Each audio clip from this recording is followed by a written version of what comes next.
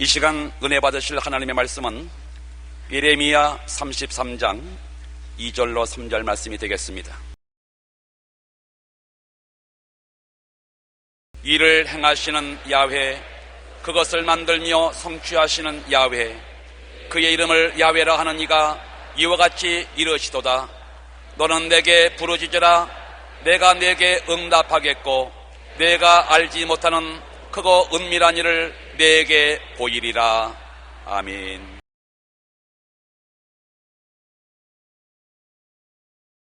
오늘 저는 여러분과 함께 너희는 내게 부르짖으라는 제목으로 말씀을 나누고자 합니다.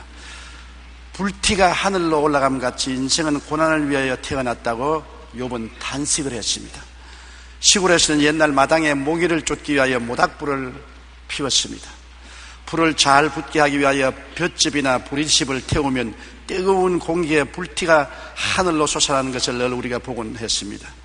이와 같은 변함없는 자연 법칙처럼 인간의 삶도 고난을 피할 수가 없다는 것입니다. 우리는 항상 크고 작은 고난에 우겨 쌓이고 답답한 일을 당하고 핍박과 비난을 받고 모함을 당하고 낭패와 실망을 당하고 배반과 꿇어뜨림을 당하면서 살아가고 있습니다. 가슴이 답답하고 앞이 캄캄하며 삶의 기쁨이 사라지고 죽고 싶은 심정이 될 때 하나님을 아는 사람은 하나님 앞에 꿇어 엎드려 울부짖으며 기도하게 되는 것입니다. 이와 같은 체험을 하는 우리들에게 너무나 큰 위로의 말씀이 있습니다. 그 말씀이 바로 예레미야 33장 2절로 3절입니다. 일을 행하시는 야훼, 그것을 만들며 성취하시는 야훼, 그 이름을 야훼라 하는 이가 이같이 이르노라. 너는 내게 부르짖어라. 내가 내게 응답하겠고 내가 알지 못하는 크고 은밀한 일을 내게 보이리라. 첫째로 너는 내게 부르짖으라고 말한 것입니다. 조용히 묵상하라고 말씀하지 않았었습니다. 소곤거리라고 말씀하지 않았었습니다.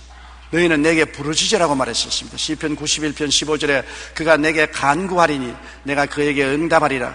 그들이 환난 당할 때 내가 그와 함께하여 그를 건지고 영화롭게 하리라고 말씀하셨습니다. 우리의 간구를 듣기를 원하시는 하나님 것입니다. 여러분, 간구라는 것은 마음이 애타서 끓어오르는 간절한 부르짖음을 말하는 것입니다. 부모님들이 자식에게 교훈할 때도 보통 말로 교훈할 때가 있고 눈물을 흘리며 손을 잡고 간절히 부탁하는 것이 있는 것입니다.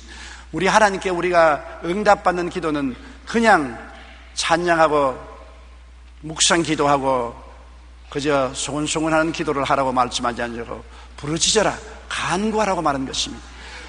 간구하는 것은 결국 부르짖고 기도하게 마련인 것입니다. 간절한 열심히 뱃속에서 끌어올라서 창자가 끊어질 것 같은 간절한 마음으로 부르짖어 기도할 때 흑암의 세력을 물리치고 하나님 보호자의 기도가 상달될 수 있는 것입니다. 왜 우리가 기도하는 것입니까? 우리의 문제를 해결할 수 있는 하나님이 계시기 때문에 하는 것입니다. 하나님이 우리 보고 부르짖으라고 말할 때 장난으로 하는 말이 아닙니다. 우리 놀리려고 하시는 말씀이 아닙니다. 진정으로 하시는 말씀인 것입니다. 너희가 부르짖어 간절히 기도하면 응답하는 하나님이 계신다는 것을 하나님은 말씀하시고 계신 것입니다. 예레미야 33장 2절부터 일을 행하시는 야훼, 그것을 만들어 성취하시는 야훼, 그 이름을 야훼라 하는 이가 이같이 이른다고 말씀하신 것입니다. 우리가 부르짖어야 우리의 부르짖음을 받아서 일을 행하시고 그 일을 지어 성취하시는 야훼라는 것입니다. 부르짖지 아니하면 하나님께서도 간섭할 수 없다는 것입니다. 인생사는 하나님이 무조건 간섭하지 않습니다. 우리 성도의 부르짖음을 통해서 하나님은 그 기도를 들으시고 일을 행하시고 일을 지으시고 하나님의 역사를 베풀어 주시는 것입니다. 주님께서는 우리가 기도할 때 주님께로 나와서 기도하라고 말씀하는 것입니다. 마태복음 11장 28절에 수고하고 무거운 짐진 자들아 다 내게로 오라. 내가 너희를 쉬게 하리라고 말씀하시는 것입니다. 주님께 와서 부르짖으며 간절히 기도하는 예가 우리 구약 성경에 보면 많이 있습니다. 한나의 기도, 제사장 엘리는 한나가 술이 취한 줄 알았었습니다.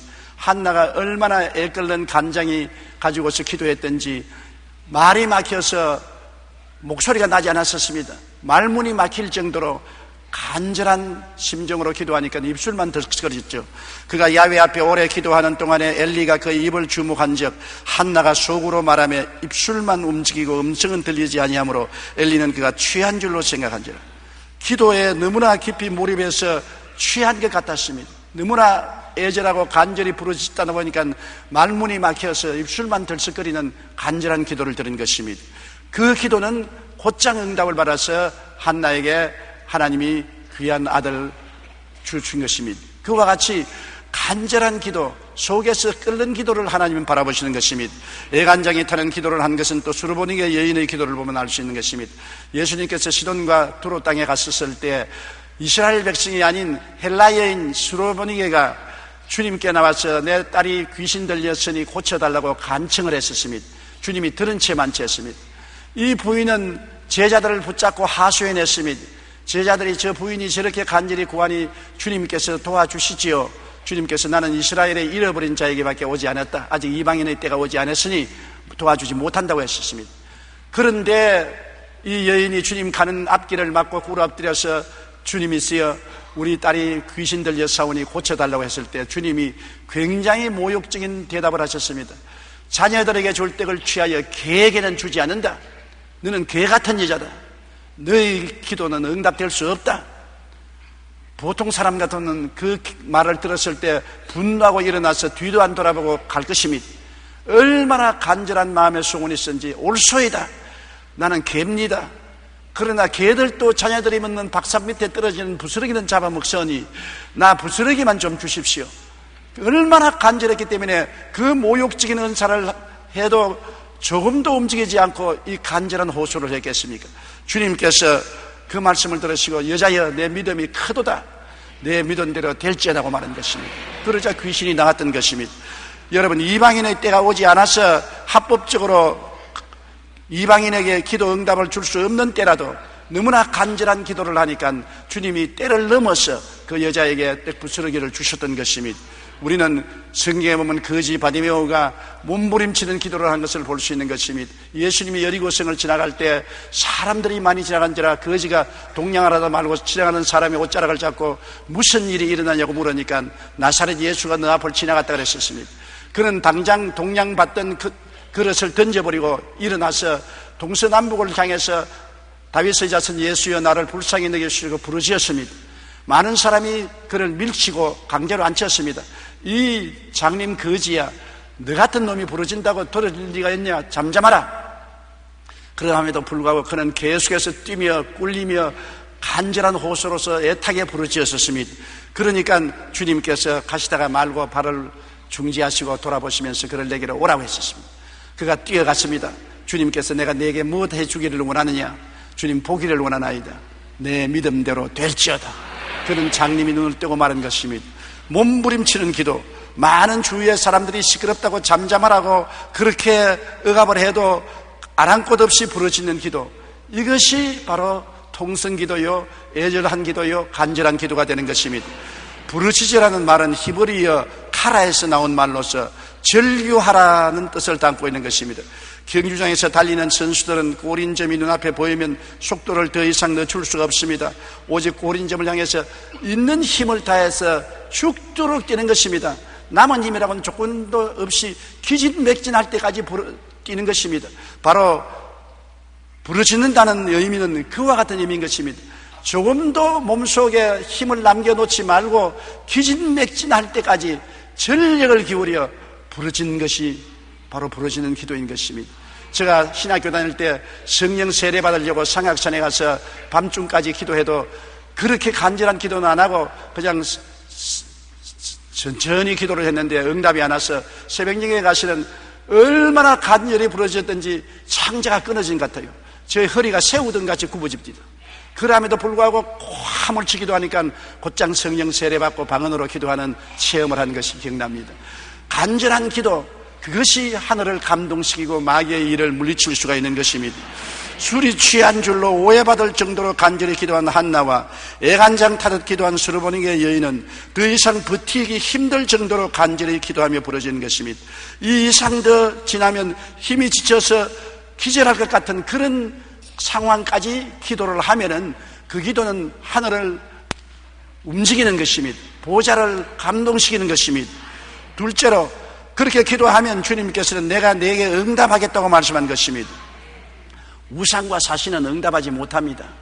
점쟁이들이 아무리 점을 친다고 해서 문제를 해결합니까? 우상 사신에 가서 아무리 절하고 손을 빈다고 해서 우상 사신이 대답합니까? 여러분, 이스라엘의 아합 왕 때 이스라엘이 바알과 아세라신을 심고 크게 타락했습니다.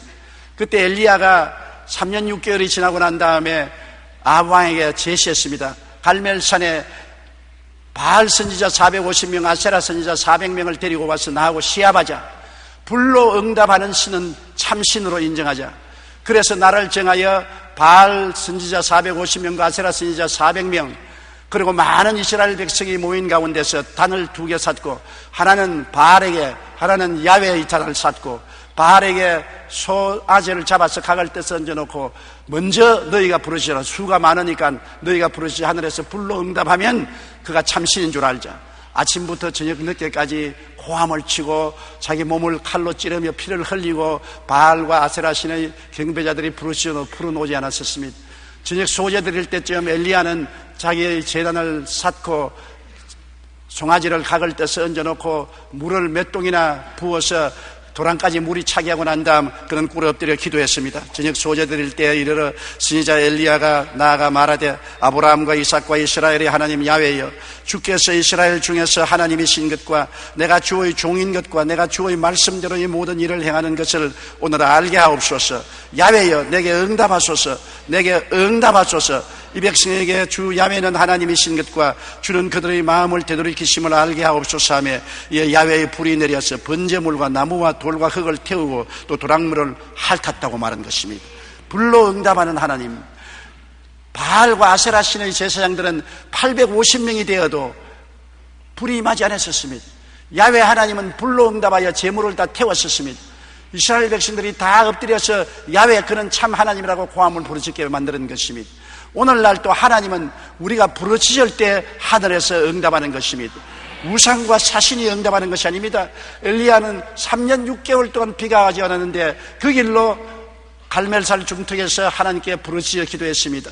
비를 달라고요. 청청 하늘을 바라보고 기도한 것입니다. 엘리야가 아합에게 이르되 올라가서 먹고 마시소서. 큰 빗소리가 있나이다. 아합이 먹고 마시러 올라가니라. 엘리야가 갈멜산 꼭대기로 올라가서 땅에 꿇어 엎드려 그의 얼굴을 무릎 사이에 넣고 그의 사환에게 이르되 올라가 바다 쪽을 바라보라. 그가 올라가 바라보고 말하되 아무것도 없나이다. 이르되 7번까지 다시 가라. 7번째 이르러서 그가 말하되 바다에서 사람의 손만한 작은 구름이 일어나나이다. 이르되 올라가 아합에게 말하기를 비에 박히지 아니하도록 마차를 갖추고 내려가소서 하라 하니라. 죽음 후에 구름과 바람이 일어나서 하늘이 캄캄해지며 큰 비가 내리는지라 아합이 마차를 타고 이스라엘로 갔다고 말하는 것입니다. 3년 6개월 동안 비가 안 와서 만물이 다 타고 말라버리는데 역시 엘리야가 하나님께 간절히 엎드려 기도하니 하늘이 비를 내리고 땅이 열매를 맺게 된 것입니다. 거기에도 엘리야가 얼마나 간절히 기도했던지 그 머리가 다리 사이로 들어갔다는 것입니다. 꼿꼿이 서서 기도하다가 창자가 자꾸 땡기도록 기도를 하니까 머리가 점점 수그러져서 머리가 다리 사이로 들어가 버리고 말았습니다. 공처럼 되었습니다. 간절한 기도, 이것을 하나님이 들으신다는 것을 여기에 우리가 분명히 보여주고 있는 것입니다. 하나님은 응답해 주겠다고 약속을 하셨습니다. 응답 안 하는 하나님이 아닌 것입니다. 우리를 놀리시는 하나님 아닌 것입니다. 헛된 약속을 하는 하나님이 아니신 것입니다. 야고보서 5장 17절로 18절에 엘리야는 우리와 성정이 같은 사람이로되 그가 비가 오지 않기를 간절히 기도한 적 3년 6개월 동안 땅에 비가 오지 아니하고 다시 기도하니 하늘이 비를 주고 땅이 열매를 맺었다고 말씀하고 있는 것입니다. 요한복음 14장 13절로 14절에 너희가 내 이름으로 무엇을 구하든지 내가 행하리니 이는 아버지로 하여금 아들로 말미암아 영광을 받으시게 하리 함이라. 내 이름으로 무엇이든지 내게 구하면 내가 행하리라. 엄청난 약속이 아닙니까? 무엇이든지 큰 일이나 적은 일이나 가능한 일이나 불가능한 일이나 야훼께 주 예수 그리스도의 이름으로 기도하면 주님께서 시행하시겠다고 말씀하신 것입니다. 그러므로 우리는 너무나 많은 일에 주님께 기도하지 아니하고 우리의 힘과 능력으로 해결하려고 하다가 피투성이가 될 때가 많은 것입니다.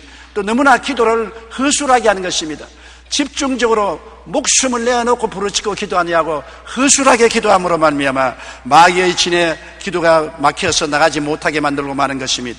저는 작년 11월 우리 교회 순복음 가족신문에 실린 동작대교구 임현숙 집사님의 간증을 읽고 큰 감동을 받았습니다.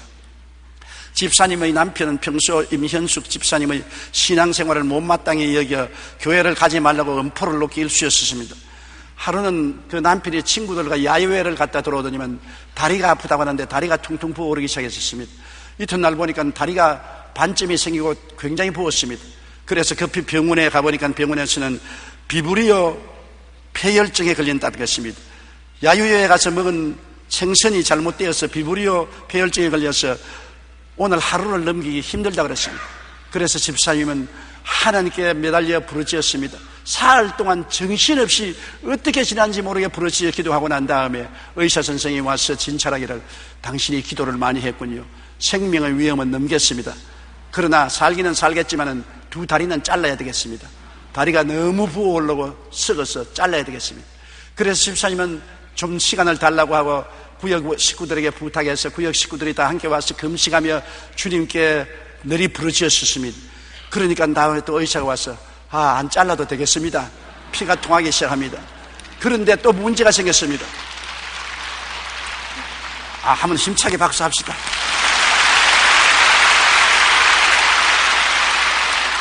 또 무슨 문제가 생겼냐면 병원에 입원한 날수가 많고 합병증으로 말미암아 치료를 많이 받았기 때문에 치료비를 감당할 수 없습니다. 도저히 치료비가 나올 데가 없어서 또 주님께 부르짖었습니다. 주님, 마른 하늘에 비를 내리시는 주님, 치료비가 없으니 어떻게 합니까? 너무 걱정을 하고 환자를 돌보다가 집에 가다가 그만 자동차 사고가 났습니다. 그래서 치였는데 큰 부상은 당하지 않고 정신적인 충격만 많이 받았는데 자동차 회사에서 보험을 주시는데 치료비가 꼭 보험으로 나왔어요. 그래서 치료비도 다 무사히 지불하고 지금은 남편 열심히 교회에 나온다고 하는데 아마 이 예배 시간에 나와 있는지 모르겠습니다. 하나님은 우리가 상상할 수 없는 크고 은밀한 일을 행하시는 것입니다. 만일 부르짖지 않았다면 어떻겠습니까? 남편 잃어버리고 말았겠죠. 하나님은 부르짖는 자의 기도를 무시하지 않고 응답하셔서 우리 생활에 간섭해 주시는 것입니다. 셋째로, 내가 알지 못하는 크고 비밀한 일을 보여주겠다. 기도는 우리가 아는 방법으로 올 때도 있지만은 우리가 전혀 알지 못하는 크고 은밀한 방법으로 응답할 때가 많은 것입니다. 비밀한 길은 우리가 모릅니다. 모르는데 우리는 절망의 벽에 부딪힐지라도 하나님은 길이 있으니까 부르짖는 것입니다. 옛말에도 하늘이 무너져도 솟아날 구멍이 있다고 말하지 않았었습니까? 시편 121편 1절로 2절에 내가 산을 향하여 눈을 들리라. 나의 도움이 어디서 올까? 나의 도움은 천지를 지으신 야훼께로다. 태산이 내게 가로막혔습니다. 눈을 들어보니까 갈 길이 없습니다. 앞길이 다 막혔어요. 태산이 나를 막고 있으니까 기어 올라갈 수도 없고 터널을 뚫을 수도 없습니다. 절망할 수밖에 없습니다. 그러나 산보다 높은 곳에 고개를 드니까 하나님이 계십니다. 아무리 우리 인생 문제가 태산같이 클지라도 태산보다 높은 하나님이 계시고 태산을 제압할 하나님이 계신 것입니다. 우리 힘으로는 산을 옮기지 못할지라도 하나님은 태산을 옮길 수가 있는 것입니다. 그렇기 때문에 나의 도움이 어디서 올고 천지를 지으신 야훼께서 나의 도움이 되신다고 말씀하는 것입니다. 우리는 하나님의 생각을 모릅니다. 하나님이 우리를 위해서 계획한 것은 은밀한 것이기 때문에 우리가 모릅니다. 우리가 하나님의 뜻을 모르기 때문에 쉽게 하나님을 비평하거나 하나님을 인간적으로 이해하려고 애를 써서는 안 되는 것입니다. 이사야 55장 8절로 9절에 이는 내 생각이 너희 생각과 다르며 내 길은 너희 길과 다름이니라. 야훼의 말씀이니라. 이는 하늘이 땅보다 높음같이 내 길은 너희 길보다 높으며 내 생각은 너희 생각보다 높음이라. 그러므로 많은 예수 믿는 사람들이 자꾸 자기 생각을 하나님 생각에 대체시키려고 하는 것입니다. 자기가 방책을 세우고 자기가 길을 만들어서 자기가 하는 것이 옳다고 생각하는 오만과 교만과 독선에 빠지는 것입니다. 예수 믿는 사람이 하나님 앞에 무릎을 꿇어 엎드려 하나님의 뜻을 간절히 받들고 하나님의 말씀을 따라서 살지 않냐고 자기의 생각, 자기의 길로 연구 개발해서 나가면 그것은 오만이요, 교만이요, 독선이요, 결국에는 바벨탑같이 무너지고 마는 것입니다. 우리는 굉장히 조심해야 되는 것입니다. 내 길을 야훼께 맡겨라. 저를 의지하면 저가 이루시고 내 의를 빛같이 나타냈으며 내 공의를 정오의 빛같이 하시라고 말씀한 것입니다. 우리는 하나님께 맡길 줄 알아야 되고 하나님의 뜻을 간절히 간구하고 하나님 말씀을 믿고 기다릴 줄 알아야 되는 것입니다. 성급하게 내 길로, 내 생각으로, 내 계획으로, 내 방책으로 일을 했다가는 안 되는 것입니다. 계획은 사람에게 있어도 그 발걸음을 옮기는 이는 하나님이시기 때문인 것입니다. 하나님을 경외하는 자는 쉽게 인간적으로 서지 않는 것입니다. 조엘 오스틴 목사의 책 잘 때는 나의 이런 간증이 있는 것을 읽어보았습니다. 오스틴 목사의 친구 한 명이 말기암에 걸렸는데 의사들이 다 포기했습니다. 하루는 집에서 요양을 하고 있는 4살배기 아들이 성경책을 들고 왔습니다. 그리고 글을 못 읽으니까 성경책을 펼쳐가지고서 손가락으로 대면서 아빠 뭐라고 적었는지 한번 읽어달라고 했습니다. 그런데 그게 뭐라고 쓰냐면 요한복음 11장 4절을 어린아이가 가르치기 때문에 그걸 보니까 이 병은 죽을 병이 아니라 하나님의 영광을 위함이요 하나님의 아들이 이로 말미암아 영광을 받게 하려니라. 오신 목사님의 친구는 여기에서 하나님의 음성을 들었습니다. 왜 4살배기 아들이 죽음을 각오하고 절망에 처해있는 그에게 성경책 들고 와서 마음대로 펼쳐서 손가락으로 이 성경 구절을 가르치는 것입니까? 하나님의 레마인 것입니다. 그는 그 성경 구절을 부여잡고 낙심을 이기고 절망을 극복하고 하나님께 부르짖었다 암에서 고침받았다는 기록이 있는 것입니다. 하나님은 우리의 믿음을 키워주기 위해서 이런 작은 기적들을 일으키시는 것입니다. 우리가 성령으로 충만하여 늘 깨어있을 때 이처럼 우리의 일상생활 주변에서 늘 우리를 지키시는 하나님의 손길을 느낄 수가 있는 것입니다. 우리의 도움은 오직 야훼께로부터 오는 것입니다. 하나님께서는 이미 모든 것을 미리 아십니다. 하나님은 알파와 오메가요 처음과 나중이요 시작과 끝이라. 우리는 눈앞에 밖에 못 보지만 하나님은 벌써 끝을 바라보고 있는 것입니다. 우리는 모르고 말하지만 하나님은 아시고 말씀하는 것입니다.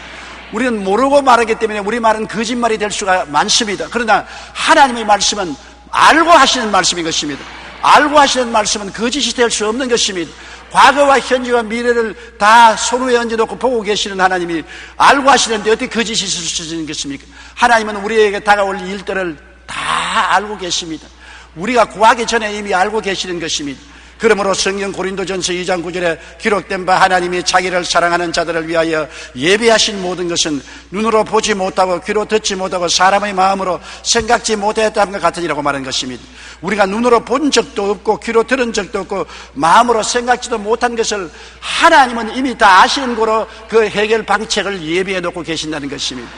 야훼 하나님은 여러분의 일생을 이미 손바닥에 얹어놓고 다 알고 계신 것입니다. 하나님을 의지하는 자는 하나님을 바라보고 기다리면 하나님이 예비한 길로 우리를 이끌어 주시는 것입니다. 로마서 8장 32절에 자기 아들을 아끼지 아니하시고 우리 모든 사람을 위하여 내어주시니가 어찌 그 아들과 함께 모든 것을 우리에게 주시지 않겠느냐. 아들을 주신 하나님이 뭘 안 주겠습니까?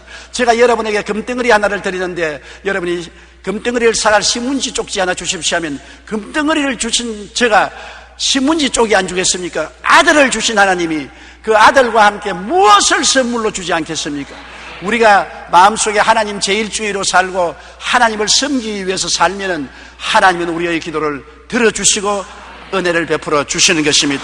우리의 생각에 막다른 골목이라고 낙심치 말 것은 하나님의 생각은 우리 생각보다 한없이 높기 때문인 것입니다. 하나님은 우리에게 감추인 비밀을 나타내 주시는 것입니다. 출애굽기 14장 21절 22절에 보면 모세가 바다 위로 손을 내밀며 야훼께서 큰 동풍이 밤새도록 바닷물을 물러가게 하시니 물이 갈라져 바다가 마른 땅이 된지라. 이스라엘 자손이 바다 가운데를 육지로 걸어가고 물은 그들의 좌우에 벽이 되었다는 것입니다. 홍해 밑에 길을 만들 줄이야 누가 알았습니까? 이스라엘 백성도 모르고 바로의 군대들도 몰랐습니다. 이스라엘 백성은 홍해 물에 갇혀서 죽었다고 생각하고 바로의 군대는 홍해 물에 갇힌 이스라엘 백성을 산채로 포로로 잡았다고 생각했습니다만 하나님은 비밀한 계획을 가지고 있었습니다. 홍해를 갈라서 바다 밑에 신장로를 깔아 놓으신 것입니다. 이것이 하나님의 크고 은밀한 것입니다. 마음으로 생각지 못한 그런 것입니다. 그들이 수르강야에 들어가서 나흘 길을 걸어가도 물이 없어 목이 마를 때 쓴 연못물을 만나서 탄식을 했었습니다. 하나님은 미리 아시고 이미 쓴 연못물을 달게 할 나무를 준비해 놓으시고 나무가지를 꺾어 넣은지라 화학작용이 일어나서 물이 달아지고 마는 것입니다. 쓴 물을 달게 만드는 것도 하나님이 이미 준비해 놓은 것입니다. 하나님의 뜻을 따라 하나님을 영광을 위해서 하나님의 인도를 받는 사람은 어느 곳에 가서 어떠한 어려운 고비에 처할지라도 하나님의 해결책을 만들어 놓은 것입니다. 방책이 없는 곳에 하나님의 방책을 만들어 놓으신 것입니다. 우리는 이 세상을 살면서 쓰디쓴 연못물을 당할 때가 많습니다. 쓴 연못물의 경험을 할 때 우리는 낙심하고 탄식하지 말고 하나님께 부르짖어 기도하면 하나님은 이미 달게 한 방책을 세워 놓으신 것입니다. 우리는 대책이 없을 때 하나님은 대책을 세워놓은 것입니다. 예수님이 말씀하지 않습니까? 내가 곧 길이라고요. 우리가 길이 없을 때 예수님은 길이 되시는 것입니다. 예수 이름으로 부르짖으면 없는 길도 만들어 놓는 것이 주님의 역사인 것입니다. 가나의 혼인잔치에서 포도주가 떨어져서 큰 혼란에 떨어졌을 때 예수님이 어떻게 크고 큰 비밀을 가지고 있었습니까?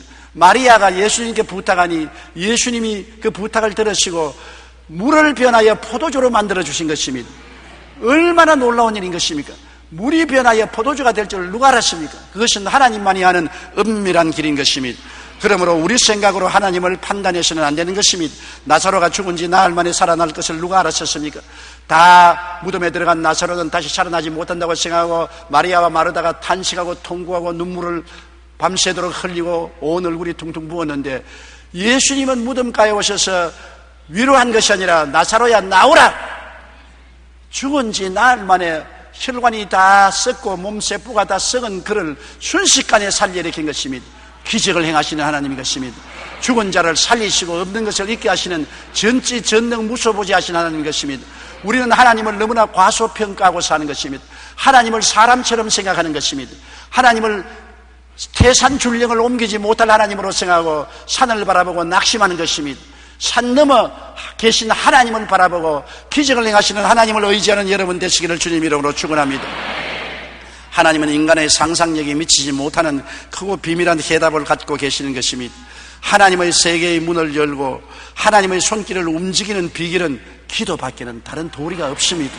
그것도 일상적인 평범한 기도를 뛰어넘어 간절하고 애절하며 몸부림쳐 부르짖는 기도를 해야 되는 것입니다. 그와 같은 기도는 하나님을 감동시키며 마귀의 진을 회파하고 하나님께서 우리 생각을 한없이 뛰어넘는 비밀한 해답을 보여주시는 것입니다. 미국의 16대 대통령은 미국 대통령 중에 가장 위대한 대통령입니다. 아브라함 링컨은 위기 때마다 엎드려 기도를 했습니다.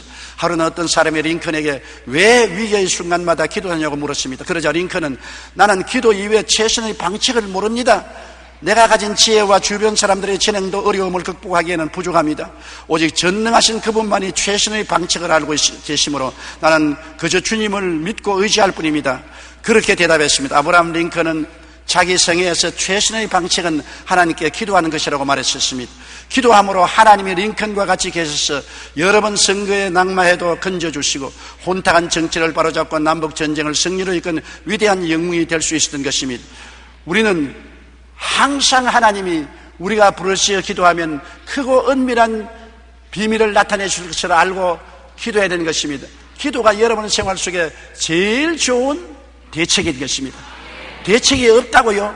기도가 대책인 것입니다. 기도하지 않고 난 다음 대책이 없다고 말하지 마십시오.